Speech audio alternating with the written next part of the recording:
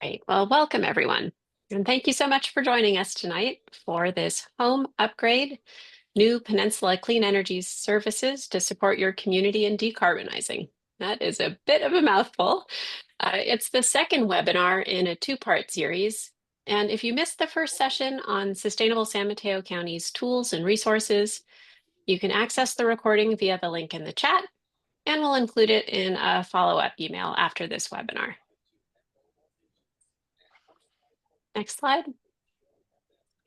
If you haven't met me yet, I'm Sarah Hubbard, Executive Director of Sustainable San Mateo County, or SSMC. We are a nonprofit organization that for more than 30 years has been dedicated to promoting the county's sustainability across economic, environmental, and social equity realms. Our programs are designed to inform and support city leaders and community members so they can adopt programs and policies that drive sustainability. People sometimes mistake SSMC for the county's sustainability department, and while we collaborate with that department and receive a small portion of funding from the county, we are a separate nonprofit organization. Speaking of funding, Sustainable San Mateo County makes its data, publications, and events available for free to the public and city staff in San Mateo County and beyond. To continue our work, we rely on funding from a variety of sources, including individual donors and sponsorships, which make up the majority of our funding, as well as vital contributions from foundations, grantors, and cities. We also receive funding through a PCE outreach grant, which funds our education and outreach related to electrification and decarbonization, including tonight's webinar. So a big shout out to PCE and thank you to them. Nearly all cities financially support SSMC's work, and we deeply value these contributions. We'll be sending a letter to each city this month to request your renewed or perhaps new support.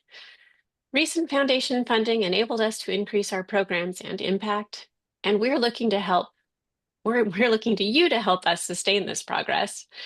I can't overstate how important city funding is to SSMC and how grateful we are that so many cities prioritize sustainability through their staffing and funding decisions. I do want to take just a moment to introduce SSMC's core programs to those of you who aren't familiar with us yet. Our annual indicators report presents a deep dive into a single sustainability topic with recommendations to address local challenges. Based on our surveys of city challenges and priorities, we focused the 2024 indicators report on equitable paths to EV charging infrastructure. Just this week, we convened a steering committee to identify and remove obstacles to implementing the recommended solutions, specifically those related to multifamily housing. And we're looking forward to reporting on next steps and progress in the very near future.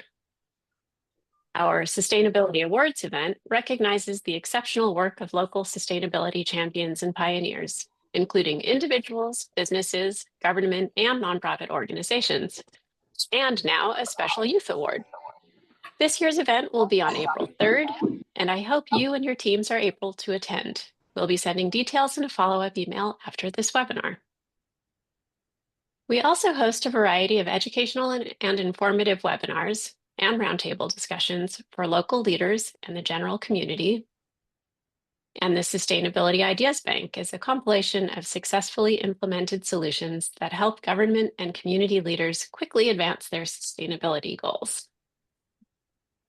We also have the Sustainability Dashboard, which provides data across the broad range of topics linked to community sustainability.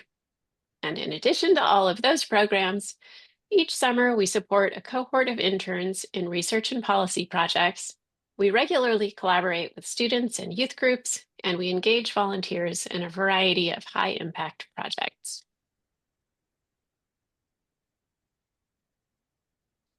Tonight, Alejandro Posada, a program manager at Peninsula Clean Energy, will start things off with a presentation on why home electrification matters and how PCE services can help. Then Rachel Launder, Sustainability Manager at Menlo Park, will talk about their experience with electrification in the Bellhaven neighborhood. SSMC's own program manager, Simona Vallone, will then introduce you to a few resources that can support your city's decarbonization efforts. We expect to have 10 to 15 minutes for participant questions and answers before the session's end. Supporting tonight's program from SSMC are our Communications and Outreach Lead, Molly Carter, our Program Manager, Simona Vallone, and our Board Chair, Terry Nagel. So it's now my pleasure to introduce you to Alejandra Posada. Alejandra is a Program Manager at Peninsula Clean Energy, the non-for-profit electricity provider that serves San Mateo County and the city of Los Banos. Alejandra oversees PCE's robust residential building electrification offerings, including rebates, 0% interest financing, and a direct install program. She's been with PCE for over 7 years, working on programs to help decarbonize the transportation and building space. Alejandra, take it away. Thank you, Sarah. Hi, everyone. My name is Alejandra. Nice to be here to present with you all on some of our new programs that we have for residential customers. So most of you, I'm sure, are familiar with Peninsula Clean Energy, so I'll cover these fairly quickly. But just as an intro to Peninsula Clean Energy, we are the local not-for-profit electricity provider in San Mateo County. We were founded in 2016, and our mission is to reduce emissions and create programs that are investing back into the community that are helping residents and our customers make that transition. Next slide. We serve all 20 cities and the county, so 21 jurisdictions in San Mateo County with all the programs that I'm going to talk about. Next slide. Just briefly on how it works, Peninsula Clean Energy provides the electricity generation portion. So we decide and provide where the electricity comes from, and it is a cleaner mix than customers may otherwise get with PG&E. PG&E still owns and maintains all the infrastructure, so the resident benefits from getting cleaner energy at lower rates, and just getting one bill from PG&E.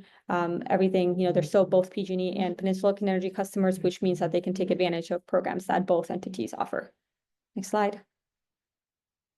So since our focus is to reduce carbon emissions here in our service territory, looking at, we've already, done a lot in reducing the emissions coming from the electricity sector, just by having more, carbon-free and renewable energy in the mix.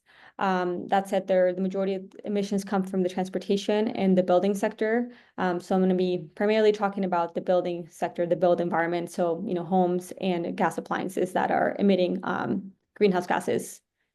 Next slide.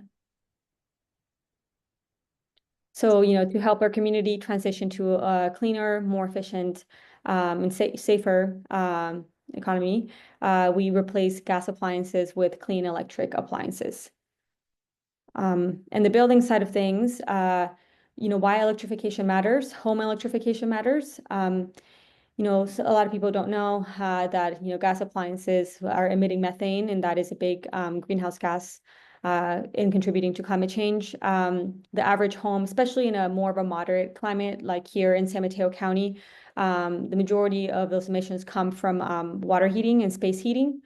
So there are typically a home will have 4 gas appliances, which is water heating, space heating, so gas furnaces and so on, cooking like stoves, and then gas dryers. Some homes may have, others like fireplaces and pool pumps and stuff, but that's the average home does have at least gas water heaters and gas space heating in our county. That's the majority of homes right now.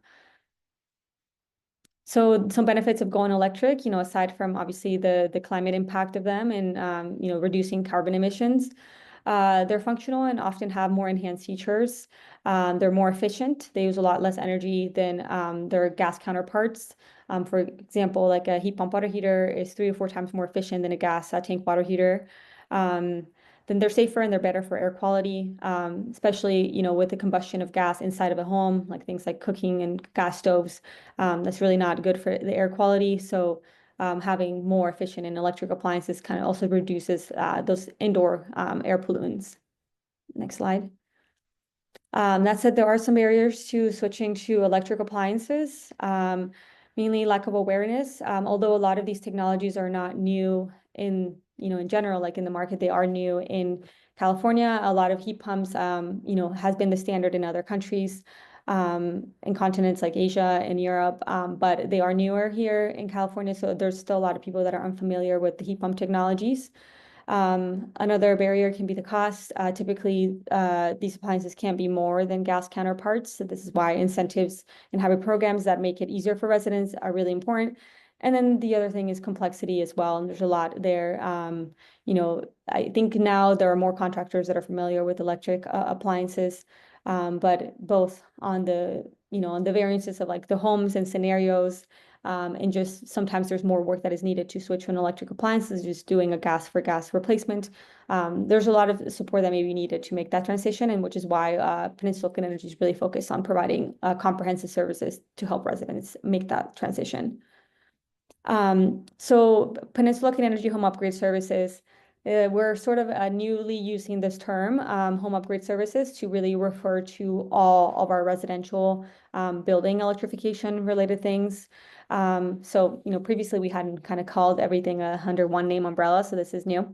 But as part of home upgrade services, we have rebates, we have 0% financing. And then if you go to the next slide, the three things at the bottom are really newer services. Rebates and financings have been around for a while. We've offered rebates since 2021, financing since 2022. But while that obviously helping with the cost barrier, we wanted to make sure that we had other tools to also help with the complexity of making that switch, and just for residents to have support in asking questions and all of that. So personalized support. We have a full service installation program, and then also an emergency water heater replacement. All of these things are new, some of which have not officially launched. Some of them have launched, but we're not actively or widely promoting. So you are kind of getting like a sneak peek of services that are not being heavily promoted countywide yet, but will be, and I will cover more on the timeline at the end. So on rebates and financing from PCE, our heat pump water heater rebate is $2,500. Our heat pump HVAC rebate is $1,500. These rebates, and as well as our loan, the loan is 0%, can be financed up to 5 years, up to $10,000 for the same kind of projects. So heat pump water heaters or heat pump HVAC equipment, and they can be used together, like the rebates and the loans can be used together.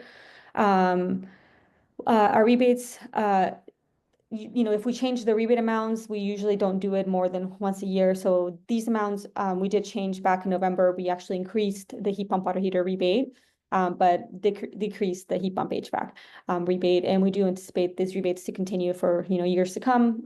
There may be changes to the exact amount, or maybe perhaps eligibility in the long-term future. But right now, these are things that are really available to any resident of San Mateo County. They're not income qualified. Next slide.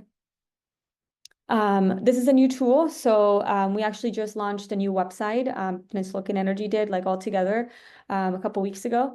And as part of this, we also launched a rebate finder tool. So for residents that just kind of want to see all the different programs that are available for a particular technology. There's filters, for example, like a water heater and stuff like that. It only shows you things that are available. This is a new tool that's on our website now. So advising and support. So we've done a couple of things over the past, couple months, and some of them are new and have been in the works for a while. One thing that has really improved the customer experience at PCE already is that we brought our call center in-house. So this isn't just for programs. This is like, organization-wide. We used to have a third-party call center. Now it is in-house as of December. This has really already proven to be a way better customer experience. Our customer service representatives are capable of answering questions about our rebates, like eligibility, how to apply, and even check on statuses of different projects, like where's my rebate at and stuff like that. Where previously with our third-party call center, we did not have that capability. So I think our support for customers when it comes to programs related questions has significantly improved since December. I'm really happy with that. Additionally, we are launching, and then go back. Yeah, so personalized support. This is a new service. It is an expert advisor that can help residents with electrification planning and answering really technical questions. So we know that's, in the past, maybe we've gotten questions that are really technical and we really were not, had the bandwidth, were not staffed up to kind of answer a lot of those customers' questions, but also didn't have like a dedicated person that knew those, those responses when it comes to really specific questions. So this is launching next month, either at the end of this month or at the end of this month or next month. It is a scheduled service, but it's a way for someone to talk one-on-one to a electrification advisor, essentially. Next slide. And then our full service installation. So it really has two components, or like two different levels of service. So we provide free upgrades for income qualified residents. That means if residents meet the eligibility criteria for getting the services, they would be offered to get all their gas appliances replaced at no cost to them with electric ones. I do have a slide on the eligibility and on the next slide. But aside from having the free upgrades for income qualified residents, we do also offer like full service installation, even for those that don't qualify for the no cost upgrades. And this is new. The piece on offering like free appliances to income qualified, we've been doing to some extent since like 2022 about, but we're only offering one appliance at the time. Now what's changed is that it's increased and that we're offering, full whole home electrification.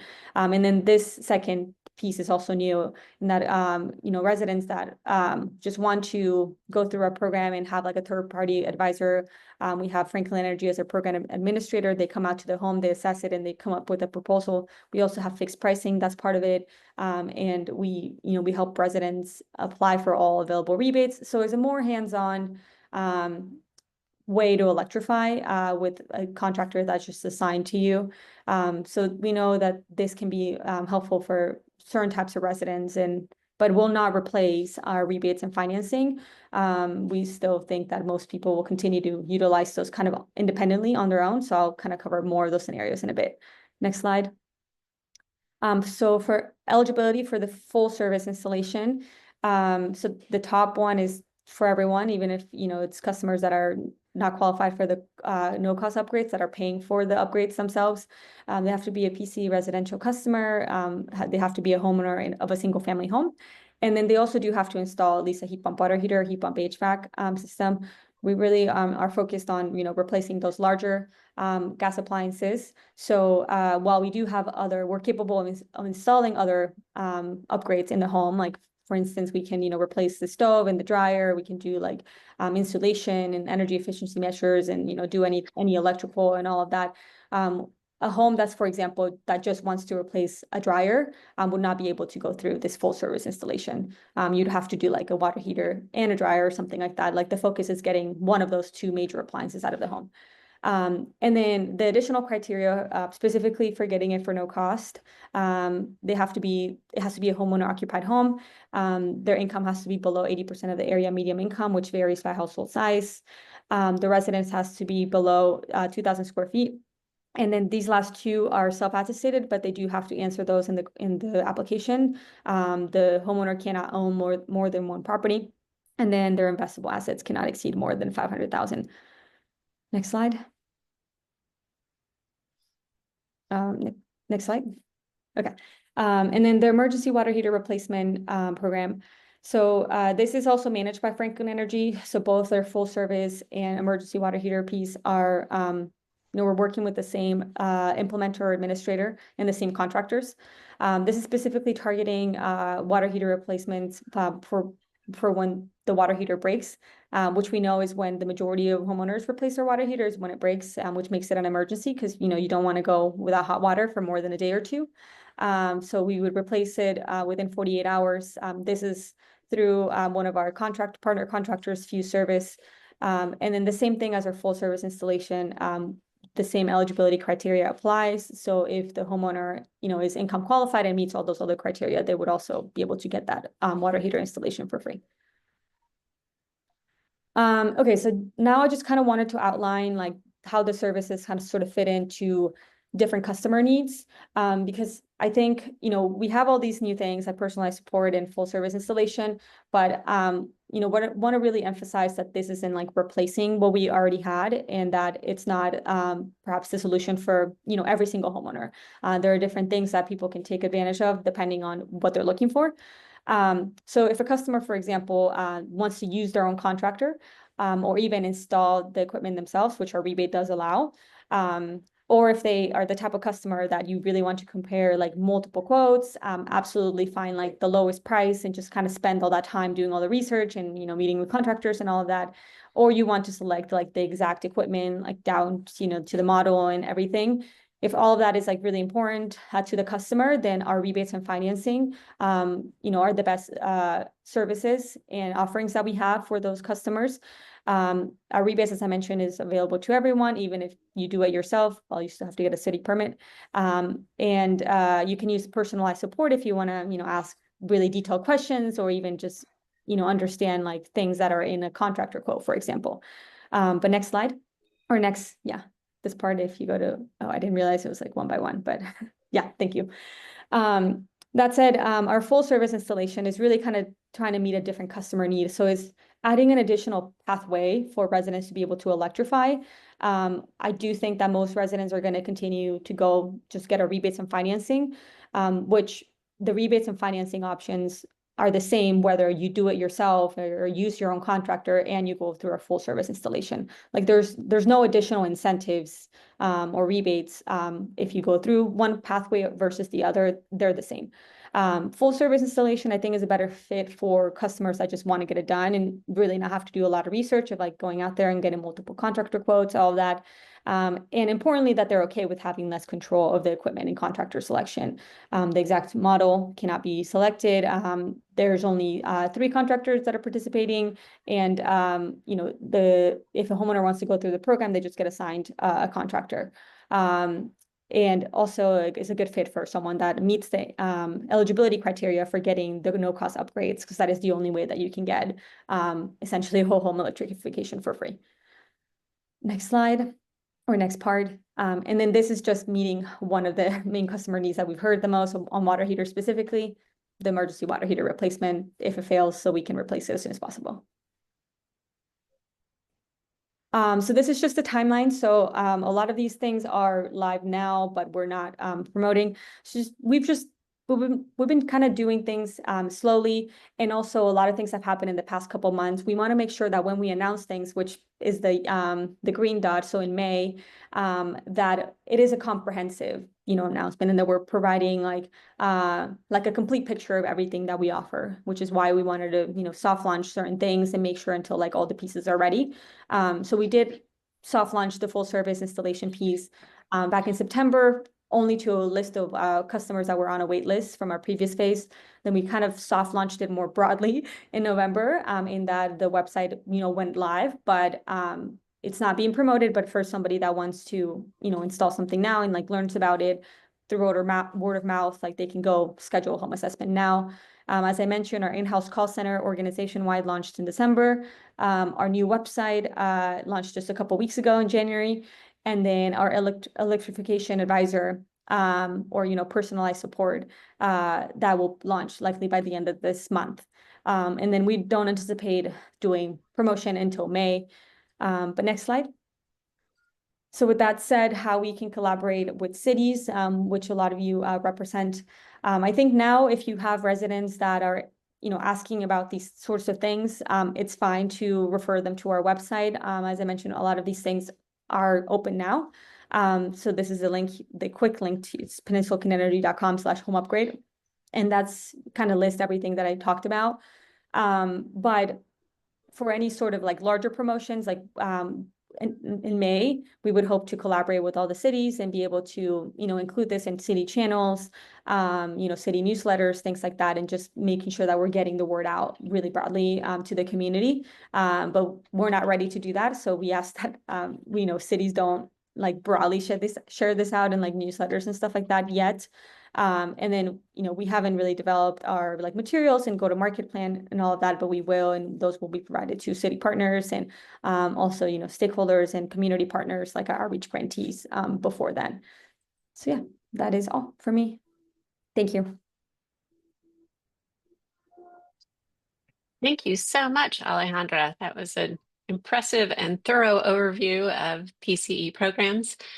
I have been monitoring the chat, and I did notice that there were a few questions. After Rachel's presentation, we'll address all questions from both presenters. I also saw that there was a request to receive the slide deck. We will be sharing the recording of the webinar with participants and registrants after the meeting, and we can share the slide deck as well. It's now my pleasure to introduce Rachel Launder, Menlo Park Sustainability Manager. Rachel leads a team dedicated to implementing programs to achieve a carbon neutral city by 2030.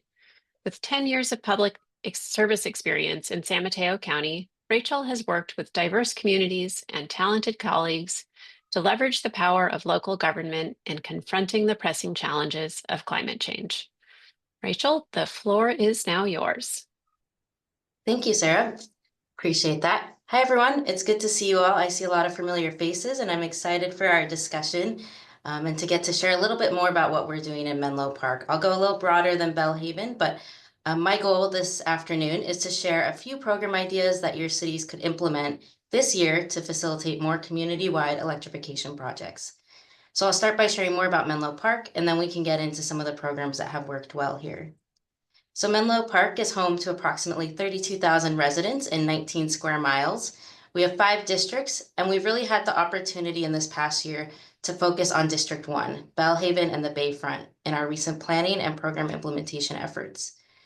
Belhaven is located east of Highway 101 and is identified as an underserved community, which has suffered from a combination of economic, health, and environmental burdens due to a history of segregation and underrepresentation in our civic processes. Last year, the city adopted our first environmental justice element to ensure that everyone has equal protections and advantages when it comes to the environment around them, and that they're also meaningfully involved in decisions that affect their community. The environmental justice element includes a lot of priorities related to climate that may be of interest to this group, such as reducing pollution exposure and improving air quality, providing safe, sanitary, and stable homes, and creating equitable civic and community engagement. We've also updated our climate action plan strategies to keep us on track to achieve carbon neutrality by 2030. Both of these planning processes included broad community input, and I'd be happy to share more about our model for working with community-based organizations and planning efforts if you'd like to connect after this webinar on planning. But today we're focusing on implementation, so we can go to the next slide. And this highlights some recent programs that we've established in partnership with our community, our Environmental Quality Commission appointed by our City Council, as well as our City Council and our departments. We have 300 employees, so I have 300 wonderful colleagues who are engaged on sustainability.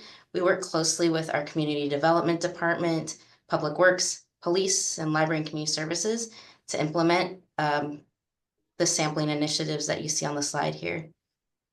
And so Alejandra shared an exciting update on home upgrade and offered ways that cities can partner to further promote the program. I wanted to kind of share a little bit about Menlo Park's early involvement with the home upgrade program and maybe offer a peek into what experience you might have as a city once the program launches in May. So we had a unique grant opportunity from the state of California that enabled us to supplement PCE's program. Right now, we've supplemented the program by $2.21 million, and we're focusing that all on upgrading homes in our Belhaven neighborhood. So we anticipate with that funding, we'll be able to electrify 40 to 60 income eligible homes. So we're doing the full turnkey, no cost, whole home electrification. We started the soft launch at the end of August, and we have 7 homes in permitting. And that soft launch enabled us to work through some different opportunities at our building counter, also work out different challenges we confronted with outreach and getting into the community and finding the folks who'd be most served by this program.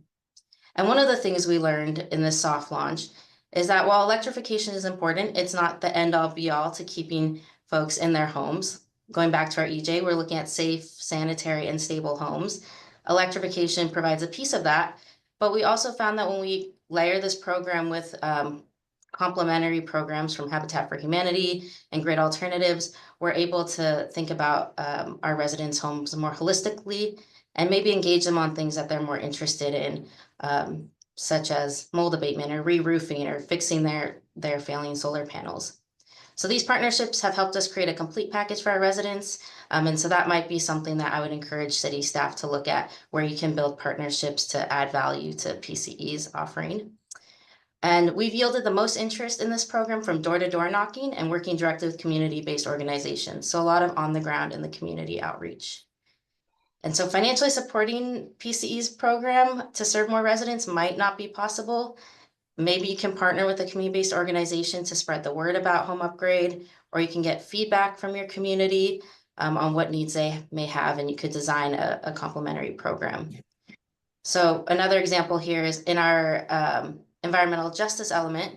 In our outreach process, we learned that residents are most interested in measures to improve indoor air quality for their health, and in batteries as a way to be more resilient and to keep utility bills low. And so that's what led us to PCE's program. And it also led us to brainstorming ideas for new programs. So one idea we have in Climate Resilient Communities has already deployed some of this in our Bellhaven neighborhood, is providing resiliency kits. And this can serve renters, which we found was a big gap in PCE's program. But providing portable electric appliances, air filters, and battery generators to folks who can't participate in the full service program. And it's also much cheaper than providing millions of dollars to do the full home upgrades. Let's see. Okay, so we've also, with the air quality piece, we've focused all of our community outreach on health and air quality, and that I think has been kind of a big departure from our usual messaging around emission reduction and climate change. And so we host a variety of programs with community-based organizations. Many of them are funded through PCE through the annual community grant program. We love our partnership with 350 Silicon Valley, Menlo Park, Actera.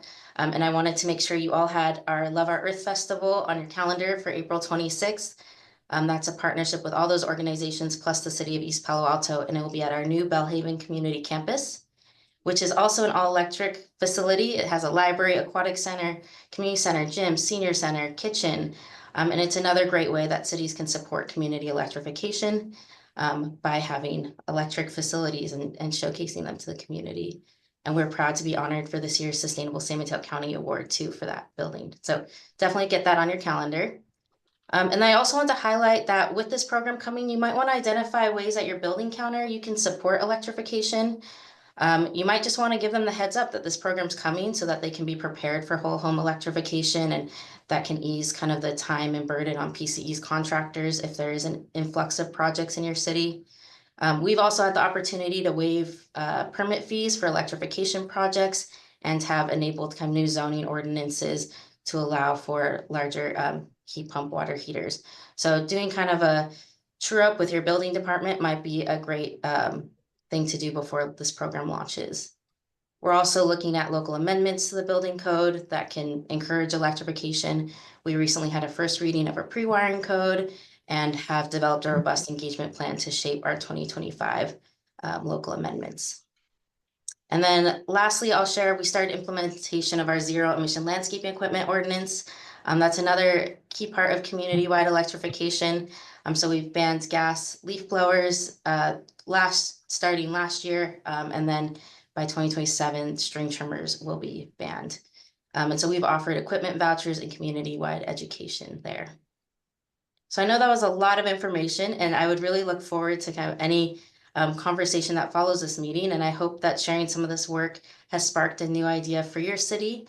And the last slide has my contact information if you do have any ideas for collaboration or any questions.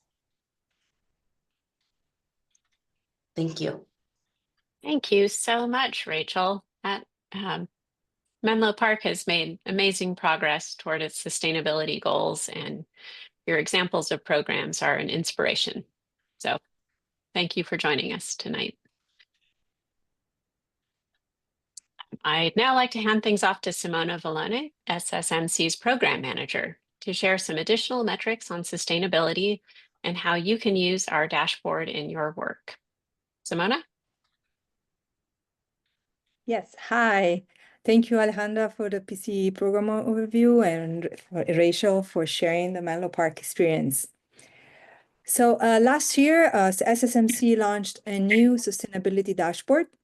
a user-friendly, centralized place for funding metrics that help tracking progress towards sustainability, and also includes many other metrics that provide community insights. We can be helpful for planning solution, writing grants, assessing community needs. The dashboard can also be very helpful to advancing the building decarbonization. Some of you have attended our previous webinar and are already familiar with the new dashboard, but now I'll do a very quick overview for those who are not familiar. The dashboard aggregates over 90 metrics across 12 key topics, covering environmental, social, economic dimension, aligning with SSMC vision for sustainability. In the dashboard, you'll find metrics on energy, transportation, housing, climate action, and much more. To ensure that the data we provide is both useful and reliable, we established some key criteria for data selection. The data must come from reliable sources, must be available for all 20 cities and possibly for unincorporated places. It should be available for multiple years, and data must be comparable across time and jurisdictions. It should be updated regularly by the releasing sources. Here are listed some of the main sources we get the data from. Please watch the tutorial to become familiar with all the metrics and learn more about the dashboard features. We are sharing the link in a chat, but you can also find the dashboard by going to our website. Go to the dashboard page under programs, and there you'll find the links to the tutorial.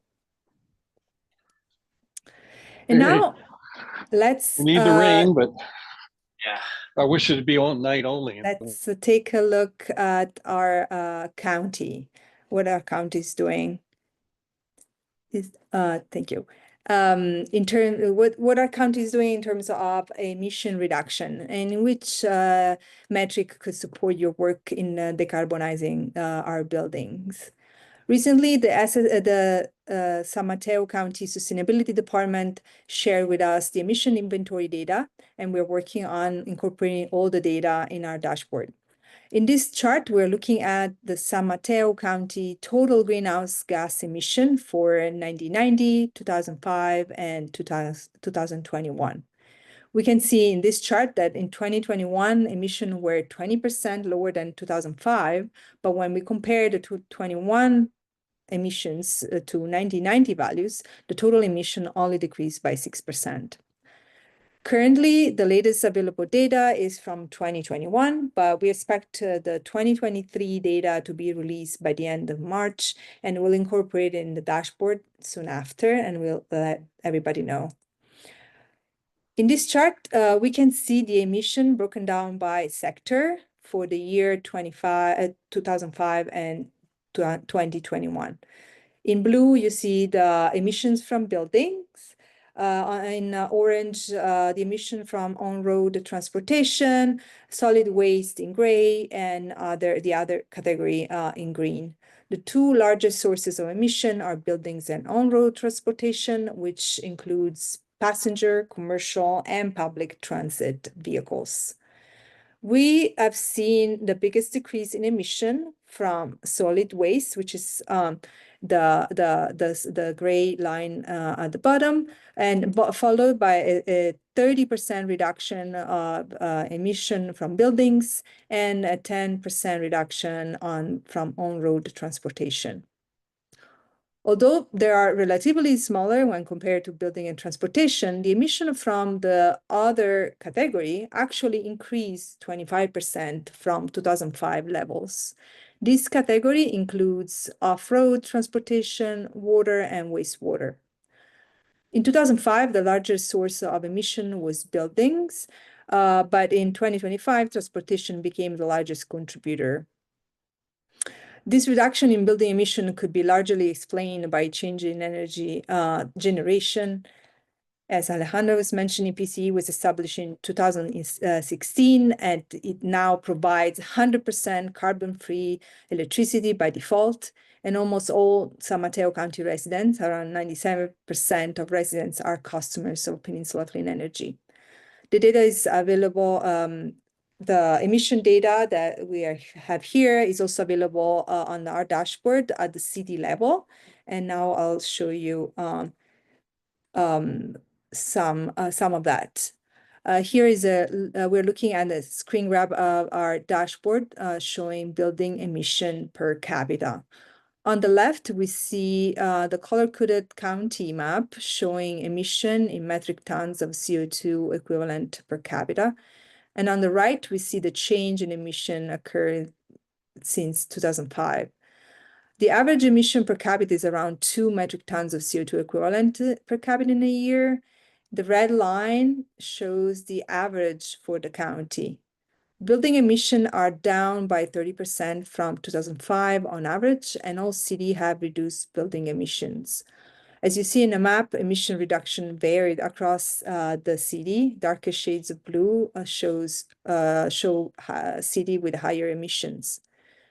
So building emission reduction range between 13% and 47%, depending on the city. And heating is one of the drivers of building emissions. And as we saw from Alejandra's presentation, in California, 32% of the gas used in buildings is burned for space heating. That takes us to one of our useful metrics that you can find in our dashboard. Here, we're looking at the percentage of homes occupied by owners that use gas as primary fuel for heating. Based on the latest U.S. Census Bureau Community Survey, which is the data that you see here, still 2/3 or 75% of all homes occupied by their owners use gas for heating on average in our county. In most cities, the number of homes using gas for heating has decreased in the last 10 years, but there's still some exception, as you can see from the chart on the right. Here we look at the homes occupied by renters. In this case, 48% of renter-occupied homes use gas for heating on average.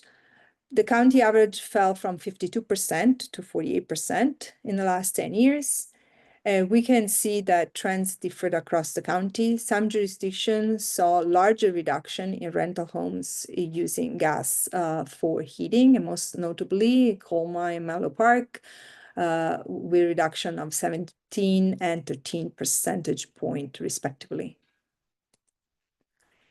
In addition to tracking progress, the dashboard provides also easy access to key metrics that can assist the cities in understanding the needs of the community and support building electrification efforts. Among the many metrics included in the dashboard, you can find, for example, percentage of count of homeowner-occupied housing at the census tract level. You can also find several household income metrics. For example, the households income were less than 30% of the county median or less than 50% of the county median, and more.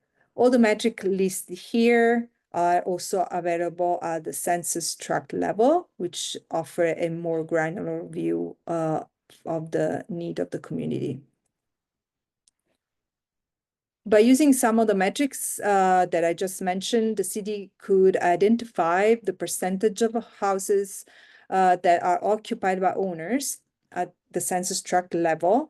And then for the same tract, you could also see the percentage of housing units occupied by owners that utilize gas as a primary heating source. And then you can use one of the several household income measures that we offer to identify the population that would most benefit from a financial support. In this case, we see here the percentage of households with an income below 50% of the county median.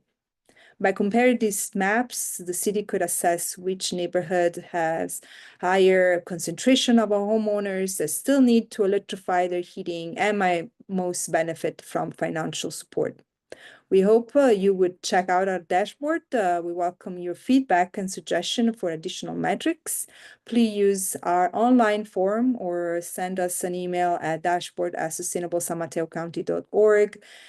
We are adding the link and email to the chat, but you can find them also on the landing page of our dashboard. And with that, I hand it over to Molly. Molly is our communication and outreach lead, and she will tell you more about upcoming programs. Thank you, Simona, and thank you, Alejandra and Rachel. Let's see. So I'm just going to tell you about some upcoming programs and new resources to share with you, and then we will get right into the Q&A. If you missed the first webinar in this series, you'll find a link in the chat to get a summary or watch the recording. We will send out a summary of this webinar, as well as all the various resources that have been mentioned. We will send that out to you in an email. Last week, we launched our new Sustainable Cities newsletter. So hopefully some of you saw that. This is a newsletter that includes resources, insights, and news specifically for government leaders and city and county staff in San Mateo County. So if you missed the first one and want to see it, or if you want to subscribe, you can find the links in the chat. And then our big news this week was we announced our 2025 Sustainability Award winners. We have a really impressive group that have done incredible work to make our county more sustainable. And the winners included several governments, cities, and agencies, including Caltrain, as well as the San Mateo County Community College District, the county's Office Building 3 in Redwood City, a really spectacular looking building and sustainable building, won our Green Building Award. And then, as Rachel mentioned, Menlo Park's Bellhaven Community Campus was the Green Building Honorable Mention and is also a fabulous campus collection of buildings and services. And we have images on our website, and I really encourage you to take a look at those because both of those buildings are really impressive. This is really exciting for our local governments. We would love for you to join us at the celebration we're having for these winners on April 3rd. Links are in the chat to get tickets, to get tables, or to be one of our sponsors, which we'd really appreciate. And finally, look out for our youth event coming this spring. We'll be hosting our 3rd annual Youth for Climate Policy Workshop, where youth learn from government leaders how to advocate for the climate. And this year, we are going to have a focus on environmental justice. Okay, so we hope to see all of you at those upcoming events. We have about 10 minutes to answer any questions or to learn more about additional needs and priorities. So feel free to add a comment or question in the chat or raise your virtual hand to speak.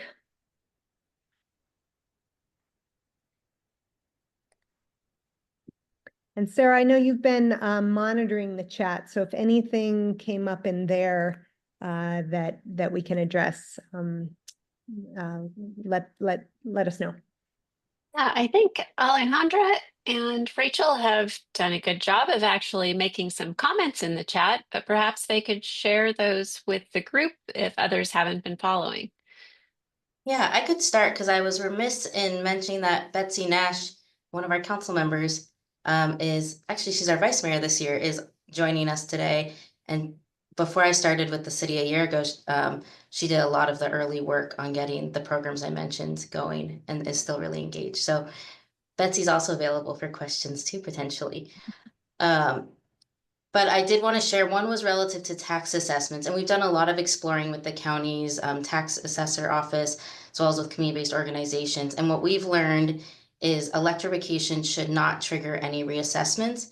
Then they start looking at like foundation changes or like whole home redoing of electrical work. So simple appliance change out shouldn't do it, but if the scope starts getting into, replacing panels and rewiring the whole home, that's maybe where you want to pause and call the assessor's office if that's something you're concerned about. And I have the contact person there if anyone's interested in exploring that more.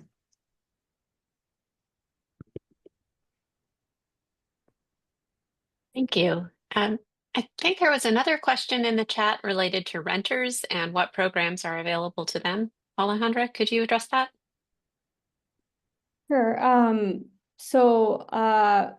Well, our rebates and financing, our rebates are really available to, any renter occupied home. All of our programs generally, like, if they support renters, like, the landlord is still the one that has to like initiate the project. I mean, like, we're talking about water heater and HVAC equipment, which is something that the landlord should be the one replacing in a home. But we have served a lot of renter homes, whether it's like single family homes or small apartments, through our rebate program. We've done at least a couple dozen that I'm aware of just through the years of having the rebate. So our rebates are available to renter occupied units or homes.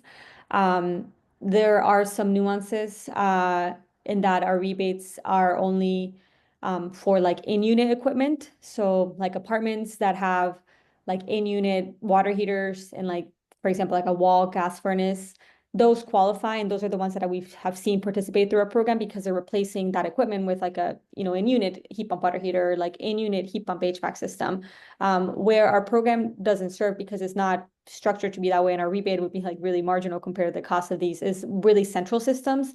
So when you're talking about like really large apartment buildings, like, multi-story, like those big ones, typically a lot of those may have like central water heating systems instead of like in-unit. Our rebates don't apply to those.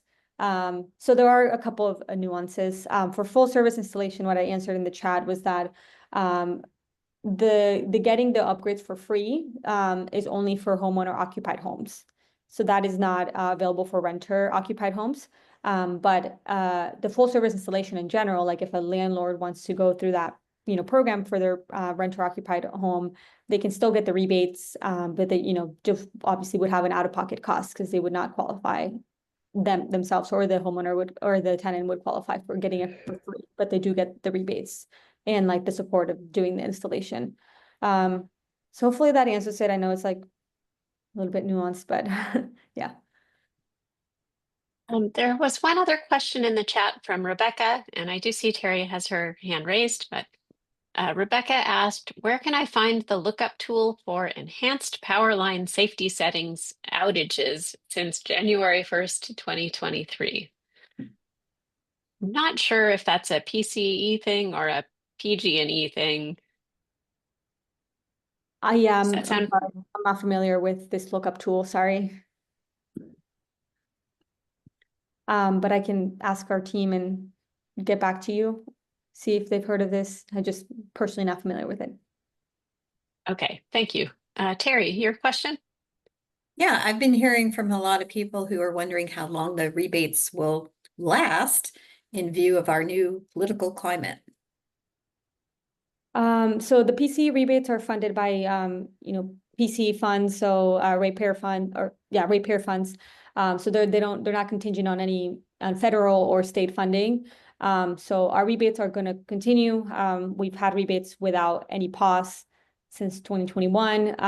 As I mentioned, we do sometimes make changes to the rebates, so that it's likely to continue to happen like over the next couple of years. Like maybe we might change the rebate amounts or perhaps like some eligibility requirements, but we don't anticipate our own rebates going away by any means. And in terms of other rebates, I mean, there's a lot of state rebate programs that can be very come and go, in that they don't last very long sometimes, and then they get new funding and then they open again. So right now, statewide, like the Tech Clean California rebates, the heat pump water heater rebate is still open, but there's no heat pump HVAC rebates left, so that's been closed.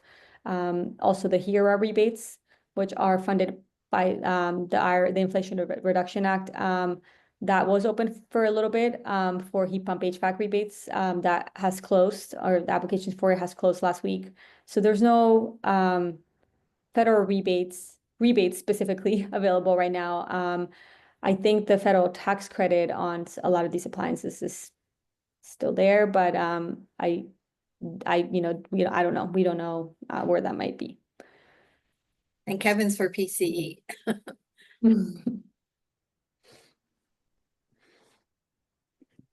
Rachel Ann Alejandra, could you just speak to the language support that you, Alejandra, that PCE has available for the customer service. And Rachel, was that a big factor in the outreach? Did you really need to expand, the languages that you were reaching out with?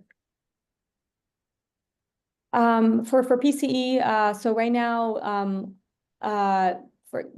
since we brought our call center in-house, all 3 of our call center representatives, like in-house call center representatives, are bilingual. They'll speak Spanish. So they are able to help residents enroll in our programs, by filling out the forms and everything for them. Well, we just call and talk to them on the phone.